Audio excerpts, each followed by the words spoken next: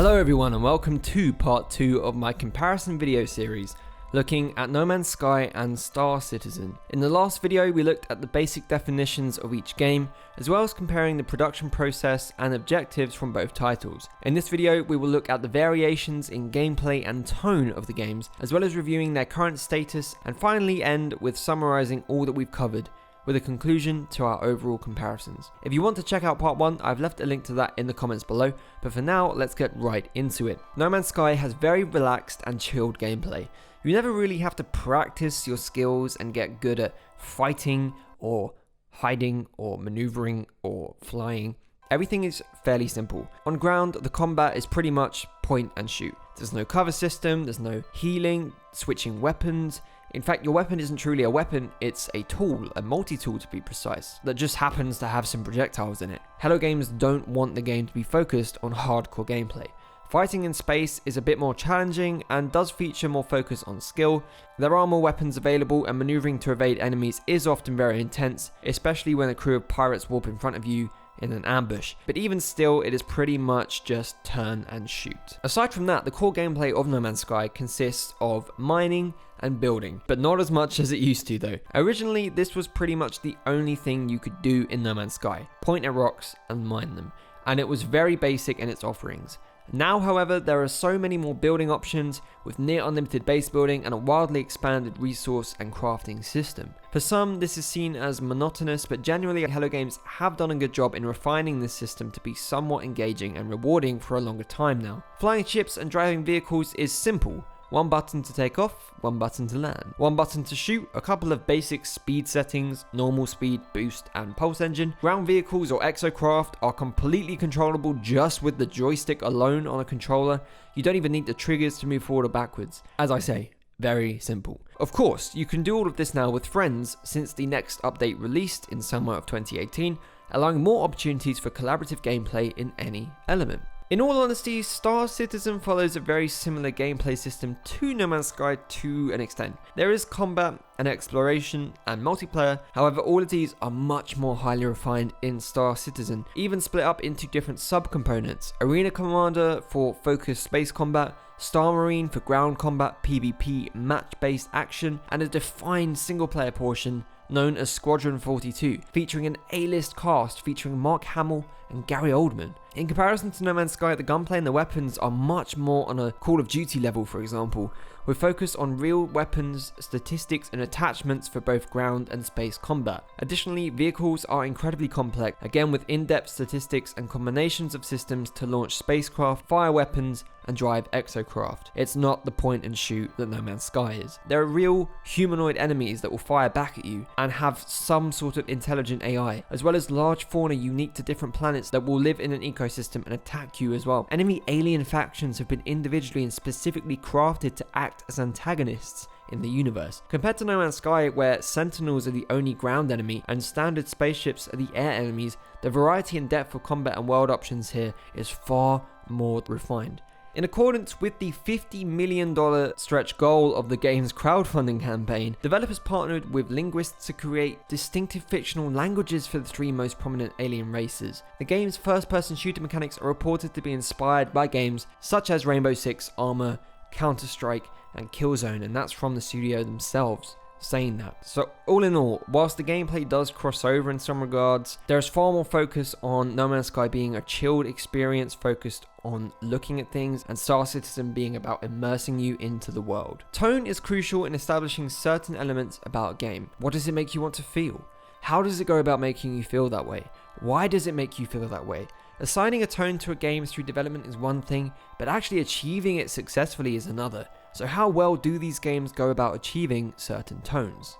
Off the bat, it's clear that Star Citizen is going for a super grounded tone. Gritty, dark, serious, real. If humans were to actually set out to the stars in the future, what would it actually be like? That is the question that forms the tone of this game. Not as glamorous and fast-paced as the movies would have you believe, but nonetheless very exciting. No Man's Sky, on the other hand, is quirky, colourful, weird, wonderful, and silly. However, underneath the initial cartoony nature, there's a very grounded and profound story, asking important and emotional questions of the player. Generally though, the gameplay is not designed to be dark or grueling. It has no gore or any real focus on harmful violence at all, and is very much what one might call a family-friendly game. For some, the game is too easy, basic even. There's no drama, no intense action, but that's the point. The ambience of the world creates the drama and defines the tone for the current stage of the journey. Hostile, hazardous atmospheres will create more tension for players trying to survive, whilst beautiful, flourishing, lush planets will slow down and calm the tone. There is no dialogue either, with characters speaking through text. The game wants you to slow down and experience it as if it were an old school graphic sci-fi novel. Star Citizen puts you to work. You need to work to survive, as if you really are just a cog in the machine. You aren't anyone specifically special, you're just a person trying to get by in a system designed to work like real life. No Man's Sky sends you out on a floaty cloud with no real intentions for you. You get to decide what you want to do, meaning that the tone can shift and change. Star Citizen, of course, does have these moments of wonder. However, the worlds are designed to be more like worlds we would find in the actual Milky Way, whereas No Man's Sky is much more like you've just gone on an acid trip. Closing in on these videos then, No Man's Sky, despite its horrendous launch, is now a fully functional game, complete with a full multiplayer experience. Star Citizen, however, is still in production. Of course, No Man's Sky is still being worked on and updated by the developers, but everything now is in addition to the finished product. Another thing to point out, there are absolutely no microtransactions in No Man's Sky. All of the DLC and expansions are 100% free to download, and they will be for the foreseeable future. Within the year from release, 3 major updates were added to the game for free, which added core components such as base building, exocraft, a story, better engine optimization, and much more. Then, following a full year of silence, No Man's Sky Next released in July 2018, acting as a kind of relaunch for the entire game, adding multiplayer, third-person, customization, improved core gameplay systems, and new biomes. Another major update, The Abyss, released at the end of October, adding more variety to underwater, with more updates on the horizon too. The game has got back on its feet, and its current stage is now one of a fully finished game. Star Citizen is technically still in early access. You pay for certain parts, certain components of the game, and it may still be terribly buggy and broken. The game is split into various tiers, meaning a lot of the content is locked behind paywalls, but this is to help fund the game while they finish making it. But of course, as a consumer, that does limit your ability to experience parts of the product if you didn't buy that bit of it. Whilst No Man's Sky launched at recommended retail price, which was about £50 here in the UK, but is now available generally everywhere at a largely reduced price, Star Citizen's packages range from simple $60 editions all the way up to editions costing $27,000. It's here that we start to bring this duel to its final conclusion.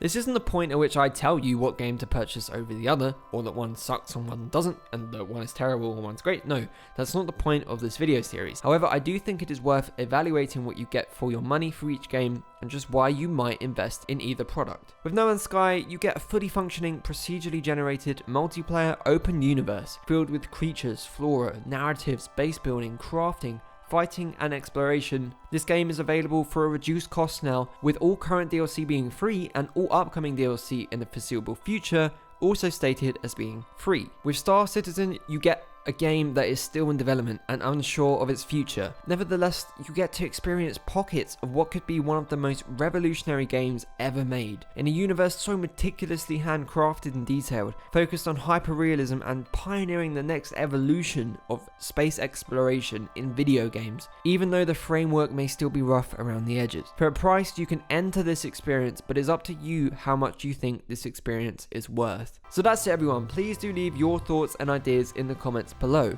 What do you think of both of these games? Have you played both of them? What are your ideas and comparisons between them? Is there anything you want to add to my comparisons in these videos? Which one would you recommend over the other? As always, please give the video a thumbs up if you enjoyed it, and do subscribe to join me on this journey if you haven't done so already. I've got some brand new merch up on Redbubble if you want to purchase any funky retro Robot Boy items, and if you're feeling super generous, please do head over to my Patreon to help support the channel, and the link to that is in the description below. And with that, I'll see you all in the next video.